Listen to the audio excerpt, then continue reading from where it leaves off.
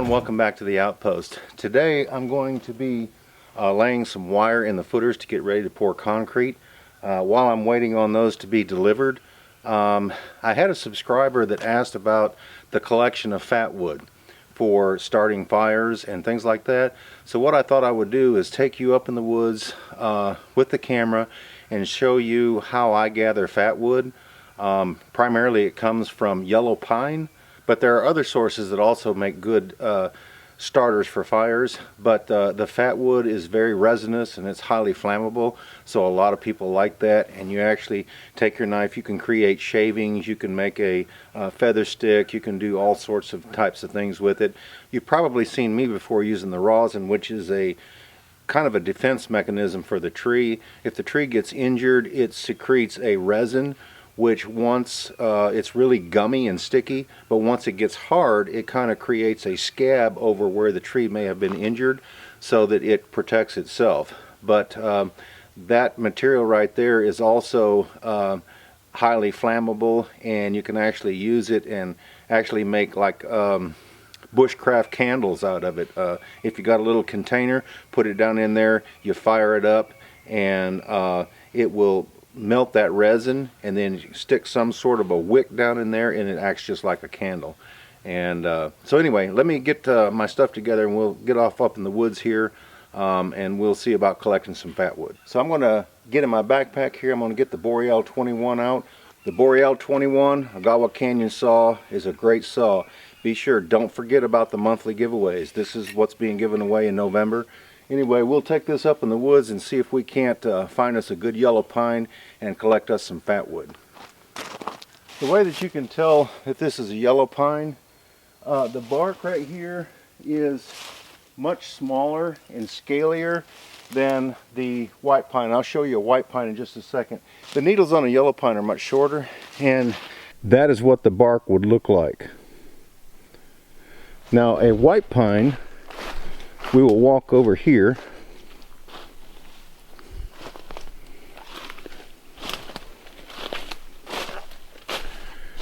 A white pine, you can tell that the bark is much larger. It's still scaly, but it is much larger. And then the pine needles, let me move around to the top. Okay, there's the needles on the white pine that I just showed you in the top of the tree. They're actually longer. Right here is the bark on the yellow pine, and as you can tell, it's still scaly, but the bark is not, the pieces aren't as long and scaly as the white pine. Anyway, if you look up in the top of that tree, the contrast, right there's the white pine, the needles, and there's the needles on the yellow pine, and you can see all those pine cones. Let me move over here. See all those little pine cones right there? That is from the yellow pine. The white pine does have a few pine cones, but the needles are much longer. They're more like furry needles, and they don't produce as many pine cones. All right, we'll take the saw out and put it together. Let's move the camera a little bit to where we can get a good shot of this.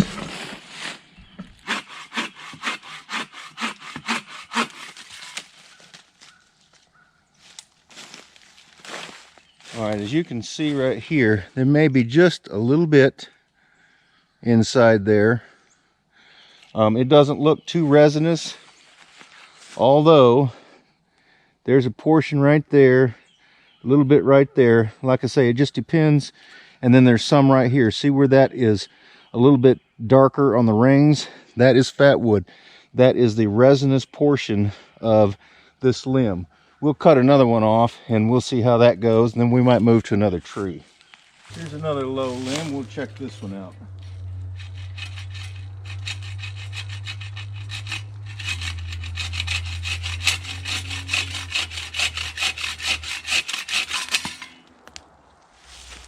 Okay, this one has quite a bit.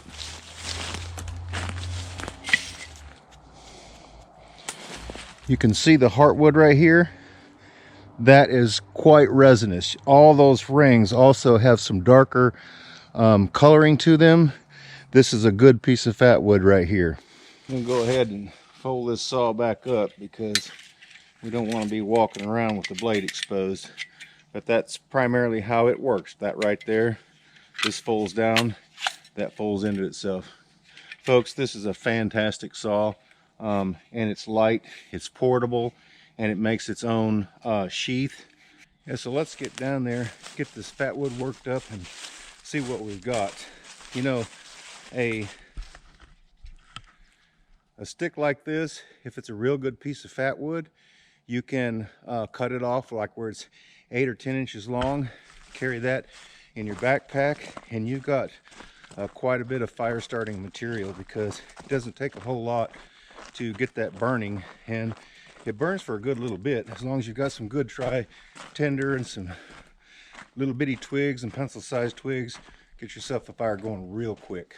There is a lot of heartwood right here that is very resinous. It's very red looking in that area right there, and that is the fatwood.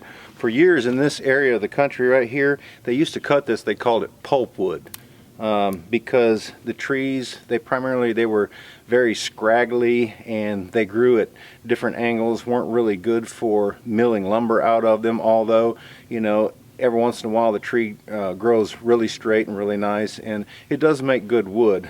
But like I said, compared to the white pine, it is highly flammable because it generally produces more resin than the other trees. But anyway, yeah, they would cut this for paper, and they would take it and they would sell it. So that was a big industry back when I was younger, which was cutting pulpwood and taking that to the mill for paper.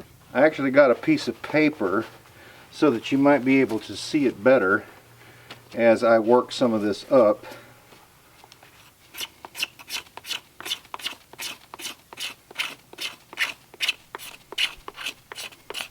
Basically all I'm doing is just scraping this off, this material, and saving it as I scrape it.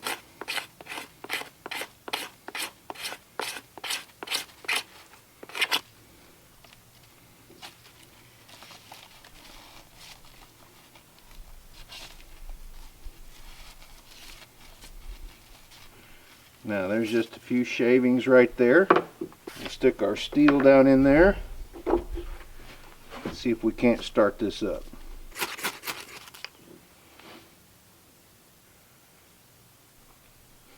You see how quick that's burning? You see this black smoke right in here?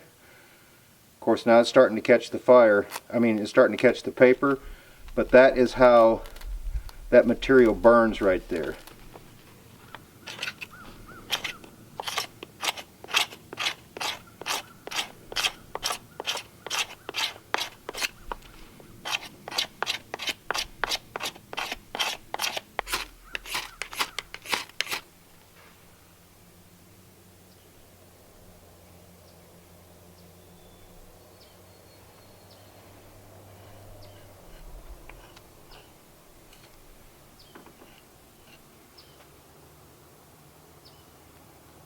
If you're just looking to get a flame started and you've got some dry tinder, that's the way to do it.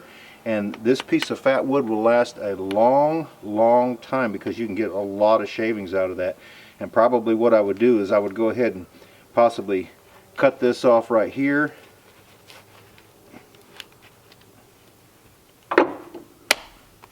Right there. And I would probably just kind of shave it down a little bit to where it wasn't so nappy, and that way I can stick that down in my backpack and I won't be creating a mess everywhere. This piece right here, I probably go ahead and just cut it off a little bit shorter to get rid of this piece right here that's actually like a little bit nappy. But anyway, then you could have this in your backpack and this would last a long time as a fire starter because there's still a lot of resin left in it. Alright, one more time.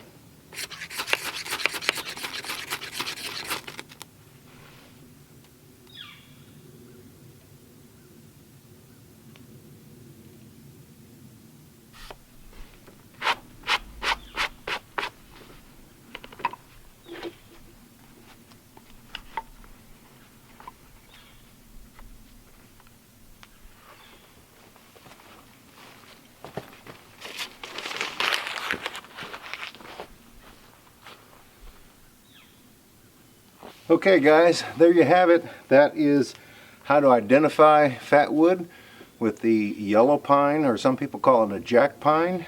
The collection of the fatwood, you may have to go through several branches before that area of the tree actually produced quite a bit of resin. And then of course your fire steel and a good knife and having a good saw to be able to cut that off with, or a good axe, that'll work too. But anyway, that is, oh, also, and the pine rosin, this is another good fire starter. If you use the fatwood to start it, and then you use this to lay it down in there and get it going, this will burn for quite a long time, and you can get a really good fire going real quick. But anyway, hope you enjoyed that little video. Don't forget about the monthly giveaways. We're so happy to do that. My son and I were very appreciative of everybody who is viewing and supporting the channel that way, and that's our way to give back to you. Anyway, we hope everyone has a great day. Take care, be safe, and we look forward to seeing you at the outpost in the future.